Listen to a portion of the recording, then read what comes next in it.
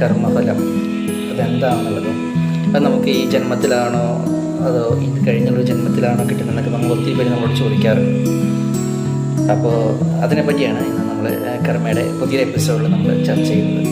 കർമ്മഫലം എന്ന് പറയുന്നത് നമ്മൾ ഈ ജന്മത്തിൽ ചെയ്യുന്ന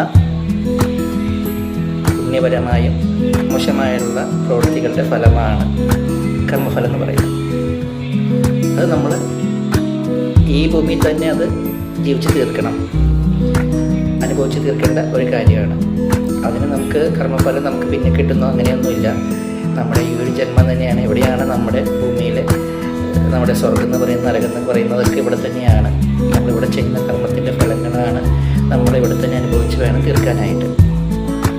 അത് പലപ്പോഴും പലർക്കും പല രൂപത്തിലായിരിക്കും കിട്ടുന്നത്. കാരണം ചിലർക്ക് അത് അവരുടെ ഒരു അവസാന കാലങ്ങളിലായിരിക്കും അതിൻ്റെ കർമ്മഫലങ്ങൾ കിട്ടുന്നത്.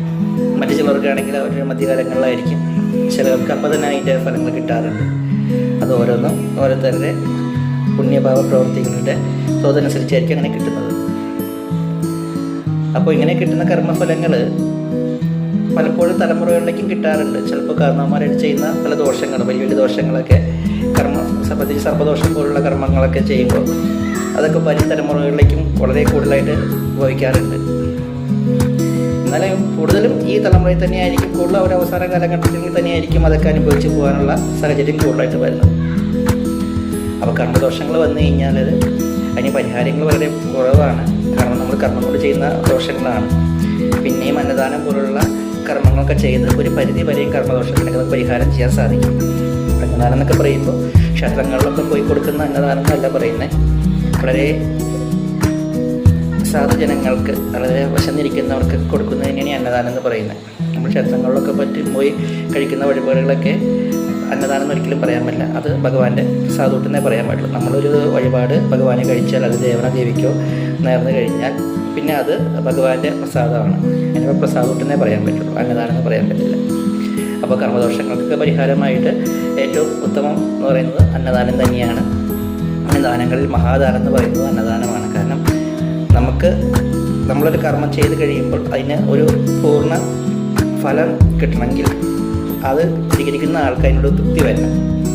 അപ്പോൾ നമ്മൾ മറ്റെന്ത് ദാനം കൊടുത്തപ്പം സ്വർണ്ണമായാലോ വസ്ത്രങ്ങളായാലോ എന്ത് കൊടുത്താലും ആർക്കും, പ്രത്യേകിച്ച് മനുഷ്യൻ്റെ സ്വഭാവം അനുസരിച്ച് ആർക്കും അതൊരു തൃപ്തി വരണമെന്നില്ല. പക്ഷേ അന്നമാണെങ്കിൽ അത് കഴിച്ച് കഴിഞ്ഞ ആൾക്ക് മനസ്സിനൊരു സംതൃപ്തി ഉണ്ടാവും, മതി എന്ന് പറയും. അവിടെയാണ് അവർക്ക് അതിൻ്റെ ഒരു പുണ്യം ആ ചെയ്ത ആൾക്ക് കിട്ടുന്നത്. അപ്പോൾ ദാനങ്ങളിൽ ഏറ്റവും നല്ലത് അന്നദാനമാണ്. കർമ്മദോഷങ്ങൾ മാറ്റാൻ ഏറ്റവും ഉത്തമം അന്നദാനം നൽകുന്നതാണ്. അത് അർഹതപ്പെട്ടവർക്ക് നൽകുമ്പോഴാണ് അന്നദാനം ആവുന്നത്. ഒരു നേരത്തെ ഭക്ഷണം പോലും കഴിക്കാനില്ലാതെ വിശന്നിരിക്കുന്നവർക്ക് അന്നം നൽകുമ്പോഴാണ് അന്നദാനം മഹത്തരമാകുന്നതും കർമ്മദോഷങ്ങൾക്ക് പരിഹാരമായിട്ട് വരുന്നത്. അപ്പോൾ വീണ്ടും പുതിയൊരറിവുമായി അടുത്ത എപ്പിസോഡിൽ കാണാം.